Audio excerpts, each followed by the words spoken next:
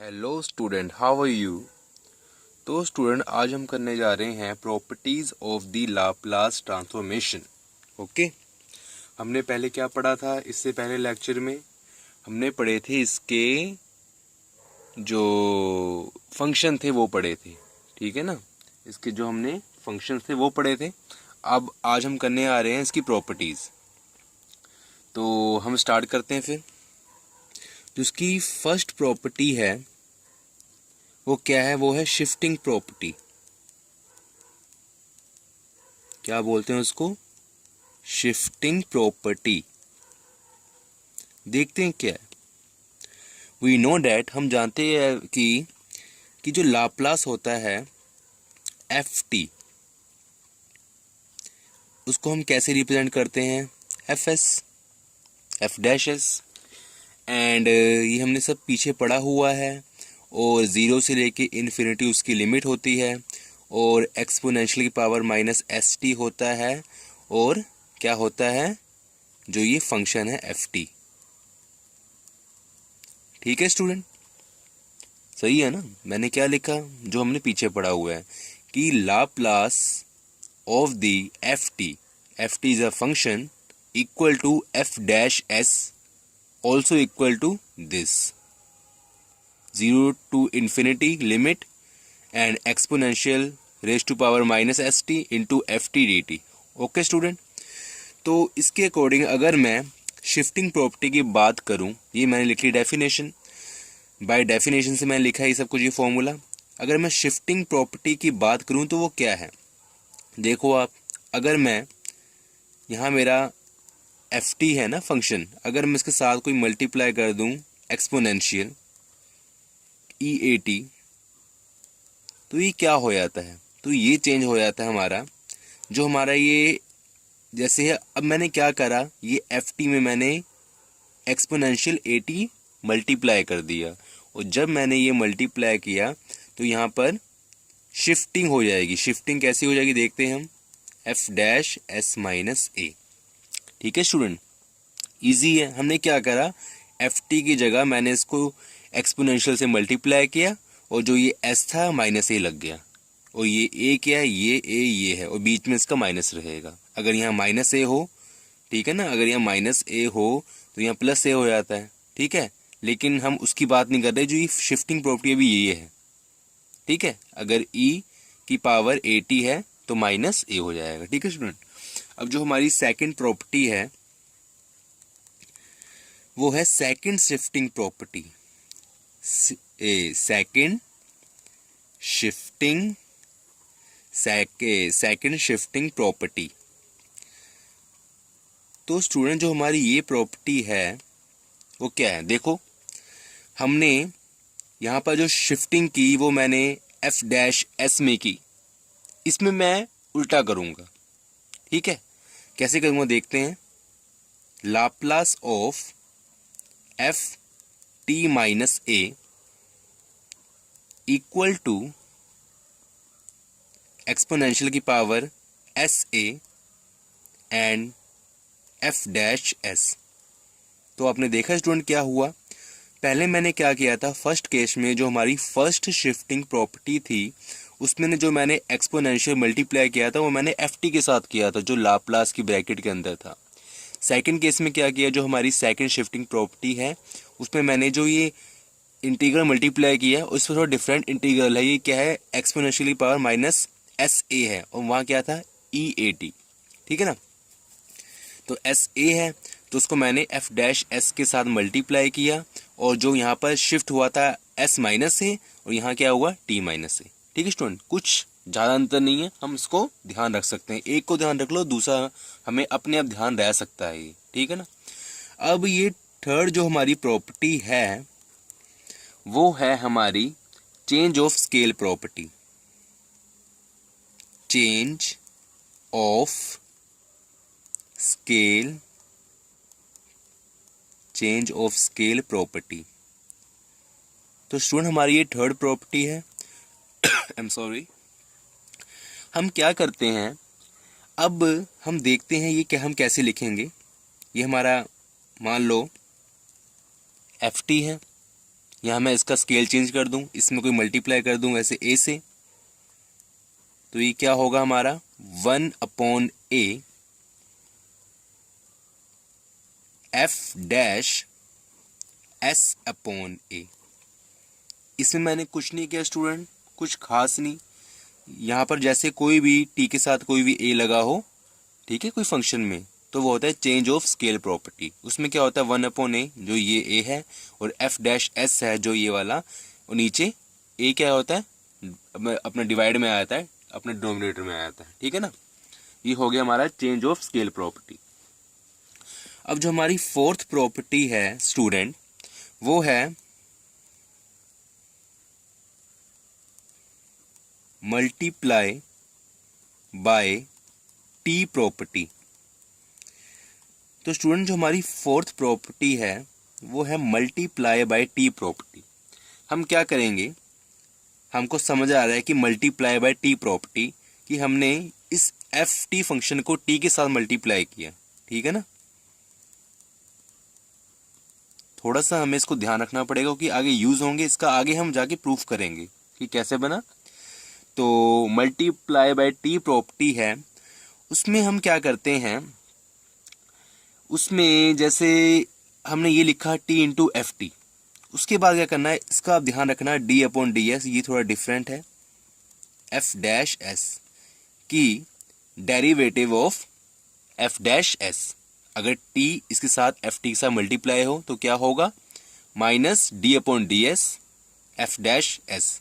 f dash s is equal to Laplace of f t, ठीक है ना। हमें पता है कि जो f डैश s है वो इक्वल है लाप्लास ऑफ f t।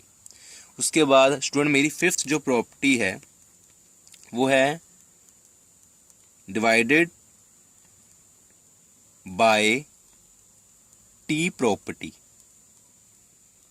तो स्टूडेंट ये हमारी है फिफ्थ प्रॉपर्टी की डिवाइडेड बाय टी प्रॉपर्टी। तो इसमें हम क्या करते हैं आई एम सॉरी, हम क्या करते हैं कि हमें नाम से चल रहा है पता है कि डिवाइडेड बाय टी प्रॉपर्टी, मतलब हम एफ टी फंक्शन को जो डेफिनेशन से हमारा है पहला जो हमने बाय डेफिनेशन पढ़ा, जैसे कि ये एफ टी को हम टी के साथ डिवाइड करेंगे, जैसे ऊपर था हम मल्टीप्लाई करेंगे तो यहाँ पर हम डिवाइड करेंगे। ओके स्टूडेंट, ये क्या होता है, ये भी थोड़ा डिफरेंट होता है, ये भी आपको ध्यान रखना पड़ेगा। इंटीग्रल एस टू इन्फिनिटी की लिमिट और एफ डैश एस। अब यहाँ क्या हुआ स्टूडेंट, ये थोड़ी लिमिट है, ये चेंज हुई। यहाँ जैसे हम पहले हम पढ़ते आए हैं तो वो होती थी 0 से लेके इन्फिनिटी, यहाँ होगी s से लेके इन्फिनिटी। और f डैश s जो हमारा है लाप्लास ऑफ एफ टी और ds, इसको मैंने विद रिस्पेक्ट टू s में क्या करना है, इंटीग्रल करना है, ठीक है स्टूडेंट। अब हम नेक्स्ट जो हमारी प्रॉपर्टी है वो करते हैं। तो हाँ स्टूडेंट, जो हमारी सिक्स्थ प्रॉपर्टी है वो है लाप्लास ट्रांसफॉर्मेशंस ऑफ डेरिवेटिव, ठीक है ना। ये क्या होता है कि हम इससे इसके नाम से चल रहा पता है कि लाप्लास ट्रांसफॉर्मेशंस ऑफ डेरिवेटिव। तो हम क्या करते हैं कि जो हमारा एफ टी फंक्शन है उसको हम डेरिवेटिव कर देते हैं, मतलब उसका डिफरेंशिएट कर देते हैं। ऐसे लिख सकते हैं हम कुछ ऐसा, एफ डैश टी, और इसको हम ऐसे भी लिख सकते हैं d/dt एफ टी, ठीक है, बोथ आर सेम। अब हम क्या करेंगे इसको, ये क्या होता है, तो ये होता है S F dash s minus f0। तो अभी मैंने ये डायरेक्ट लिख दिया, आपको नहीं चला पता, मैंने सारी प्रॉपर्टी ऐसी करी, आपको नहीं चला पता कि कैसे हुई। तो आगे हम ये लिखने के बाद प्रॉपर्टी साइज का प्रूफ करेंगे, इसका जब प्रूफ करेंगे तो हमें समझ आ जाएगा कि कैसे हुआ। लेकिन अभी के लिए आप इसको अपनी नोटबुक पे नोट करो और ध्यान रखो इसका। और अगर हमारे पास इसमें ही अगर मान लो कि सेकंड ऑर्डर डेरिवेटिव है, ठीक है, सेकंड ऑर्डर डेरिवेटिव है, तो क्या होगा, D square upon D T square. तो उसमें क्या होगा हमारा S square f dash s minus s F 0, मैं कंटिन्यू कर रहा हूँ, थोड़ी जगह कम है, माइनस, इसके बाद ये है माइनस एफ डैश ज़ीरो। ठीक है स्टूडेंट। आगे क्या, अगर हमारा थर्ड ऑर्डर डेरिवेटिव हो, मान लो कि ये हो, इसको हम ऐसे कुछ लिख सकते हैं, D cube upon D T cube और ये एफ टी। तो स्टूडेंट अब ध्यान से देना क्या हुआ, यहाँ हम लिख सकते हैं S cube F dash s minus S square F zero minus s F dash zero minus F double dash zero. तो स्टूडेंट ये एक तरह की सीरीज़ है, अगर इसको भी हम ध्यान रखें तो एक तरह की सीरीज़ है। कैसे, देखो यहाँ पर क्या था, फर्स्ट ऑर्डर डेरिवेटिव था, तो यहाँ पर एस की एस भी वन था, मतलब एस की जो पावर थी वो वन थी। उसके बाद क्या हुआ, F dash s minus F zero. Second में देखो क्या होता है, फिर आपको समझ आता है, और सेकंड थर्ड में देखने के बाद अब यहाँ पर क्या था, सेकंड ऑर्डर डेरिवेटिव था, हम लगाया एस स्क्वेयर। ठीक है, जैसे हमने यहाँ पर लगाया था एस, यहाँ लगाया एस स्क्वेयर। उसके बाद यहाँ लिखा है एफ डैश एस, यहाँ पर भी एफ डैश एस। अब एस स्क्वेयर है, उसके बाद क्या, अगर हम एक लेस करते हैं तो एक एस रह जाता है हमारा, एक ऐसा आता है ना, अगर यहाँ से एक लेस करते हैं, इसकी पावर में से अगर वन घटाते हैं तो मतलब ज़ीरो हो जाता है, और s rest to zero one, तो हमने एफ ज़ीरो लिख लिया। लेकिन देखो s square f dash s minus s f zero minus s f zero, तो आप देखना कि पहले आता है एफ डैश एस, ठीक है, फिर अगर कोई भी साथ में अगर एस कुछ लगा हो तो आता है एफ ज़ीरो, उसके बाद आता है अपना एफ डैश ज़ीरो, मतलब डेरिवेटिव। थर्ड में देखते हैं क्या हुआ, देखो थर्ड था, थर्ड ऑर्डर डेरिवेटिव था, S cube F dash S same है। उसके बाद माइनस एस क्यूब के बाद क्या, मतलब एक लेस करोगे इसकी पावर तो एस स्क्वेयर। उसके बाद क्या आता है एफ डैश के बाद एफ ज़ीरो। अगर अब आगे एफ ज़ीरो आ गया हमारा, उसके बाद जो पावर घटती आएगी तो उसमें एफ का डेरिवेटिव बढ़ता आएगा। जैसे अब यहाँ देखो S F dash zero minus F double dash zero. ठीक है, एक बार मैं आपको और समझा देता हूँ कैसे। जैसे देखो फर्स्ट और डेरिवेटिव था, ठीक है, एफ डैश टी था, तो ये क्या हुआ, S F dash s minus F zero, F dash के बाद एफ ज़ीरो। ध्यान रखना यहाँ पर क्या है, एस की पावर वन है तो यहाँ पर एस की पावर क्या है, ज़ीरो है। ठीक है, एक लेस होगी। अब ये क्या है, सेकंड ऑर्डर डेरिवेटिव है, S square f dash S, ठीक है, सेकंड ऑर्डर डेरिवेटिव है तो एस स्क्वेयर माइनस एक लेस की है एस हो गया एफ ज़ीरो। हमें पता है इसके एफ डैश एस के बाद क्या आता है, एफ ज़ीरो आता है, एफ ज़ीरो। उसके बाद क्या है, एक हमने पावर लेस करी एस में से तो रह गया एस की पावर ज़ीरो, तो ये क्या वन होता है। उसके बाद क्या है, एफ डैश ज़ीरो।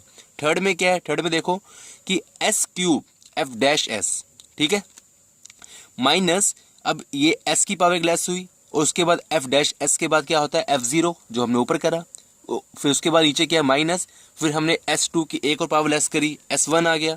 और उसके बाद मैंने आपको बताया कि एफ ज़ीरो के बाद क्या होता है, पहले एफ डैश, सेकंड में एफ ज़ीरो, और थर्ड में एफ डैश।